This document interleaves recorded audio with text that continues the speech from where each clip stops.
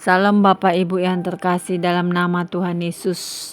Berjumpa kembali dengan saya pada pembacaan firman hari ini. Tetap semangat dan bersuka cita. Sebelum kita membaca firman, kita berdoa terlebih dahulu. Bapa yang bertata dalam kerajaan surga, kami datang sujud bersimpu di bawah kaki-Mu. Tiada Allah lain yang kami sembah selain Yesus Tuhan. Urapi kami ya Allah, Roh Kudus dengan seluruh pendengar yang mendengarkan firman hari ini. Terangi hati dan pikiran kami saat membaca firman ini. Kami mulai pembacaan firman hanya di dalam nama Tuhan Yesus yang maha dahsyat, maha ajaib, maha suci.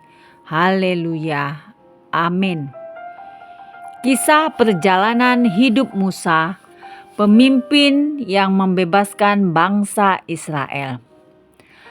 Halo saudara-saudari yang terkasih, hari ini kita akan merenungkan kisah luar biasa tentang Musa, seorang pemimpin yang dipilih Tuhan untuk membebaskan bangsa Israel dari perbudakan di Mesir. Kisah Musa penuh dengan mukjizat, tantangan, dan kesetiaan kepada Tuhan. Mari kita selami perjalanan hidup Musa dengan semangat dan harapan yang baru. Kelahiran dan masa kecil. Musa lahir di masa di mana bangsa Israel sedang mengalami perbudakan di Mesir. Firaun yang takut akan pertumbuhan jumlah orang Israel memerintahkan agar semua bayi laki-laki Ibrani dibunuh. Keluaran 1 ayat 22. Namun ibu Musa menyembunyikannya selama 3 bulan dan kemudian meletakkannya di dalam sebuah peti yang dilayarkan di sungai Nil. Keluaran 2 ayat 3. Bayi Musa ditemukan oleh putri Firaun yang kemudian membesarkannya sebagai anaknya sendiri. Keluaran 2 ayat 5-10. Panggilan Tuhan dan pelarian ke Midian. Ketika Musa dewasa, ia melihat penderitaan bangsanya dan suatu hari membunuh seorang Mesir yang sedang menyiksa seorang Ibrani. Keluaran 2 ayat 11-12. Akibat perbuatannya, Musa melarikan diri ke tanah Midian untuk menghindari hukuman. Di Midian, Musa menikah dengan Zipora, putri Yitro, dan bekerja sebagai gembala. Keluaran 2 ayat 21. Suatu hari saat mengembalakan ternak, Musa melihat semak yang menyala tetapi tidak terbakar.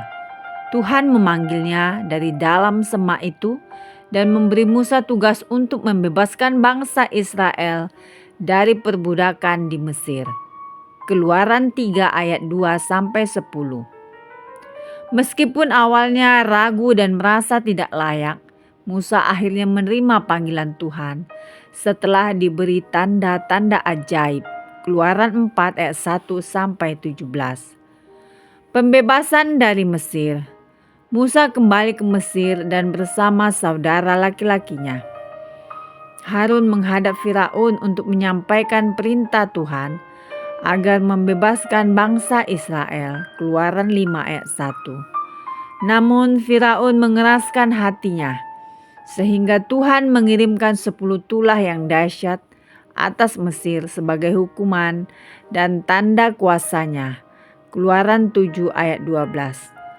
Tulah terakhir adalah kematian semua anak sulung Mesir yang akhirnya membuat Firaun membebaskan bangsa Israel. Keluaran 12 ayat 29-31. Perjalanan di padang gurun. Setelah dibebaskan, Musa memimpin bangsa Israel keluar dari Mesir dan menuju tanah perjanjian. Dalam perjalanan mereka di padang gurun, Tuhan menampakkan banyak mukjizat, seperti membelah Laut Merah untuk memberi jalan bagi bangsa Israel. Keluaran 14 ayat 21-22. Dan memberikan mana serta air dari batu untuk kebutuhan mereka. Keluaran 16 ayat 4 dan Keluaran 17 ayat 6. Di Gunung Sinai, Musa menerima 10 perintah Tuhan sebagai panduan hidup bagi bangsa Israel. Keluaran 20 ayat 1 sampai 17. Meskipun banyak Israel seringkali memberontak dan ragu, Musa tetap setia memimpin mereka dan berdoa kepada Tuhan untuk mereka. Bilangan 14 ayat 13 sampai 19. Akhir kehidupan Musa. Setelah 40 tahun berkelana di padang gurun, Musa melihat tanah perjanjian dari puncak gunung Nebo. Tetapi tidak diizinkan masuk karena ketidaktaatannya pada perintah Tuhan di Meriba. Ulangan 34 ayat 1 sampai 4. Musa meninggal di sana dan Tuhan sendiri yang menguburkannya.